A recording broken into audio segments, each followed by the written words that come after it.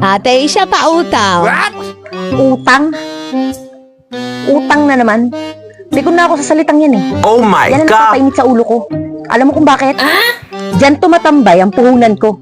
Pinapaikot ko lang ang puhunan ko. Tapos ano? Andyan ka. Pinapaikot mo lang din ako. Ano ba? Wala ka bang ibang kayang gawin? Kundi umutang. Umutang everyday. 365 days. 2025 na. Magbago ka na. At ito pang nakakainis. Kapag may pera kayo, sa iba kayo bumibili. Ouch! Pero kapag wala na kayong pera, dito ang Oh my tatawag sa akin. Tapos, pag sweldo nyo nga, hindi nyo ako maalala eh. Ouch! Para kayong may mga pinatago sa akin. Anong akala nyo sa akin? Lending? If you need money, just call me and I'll be there.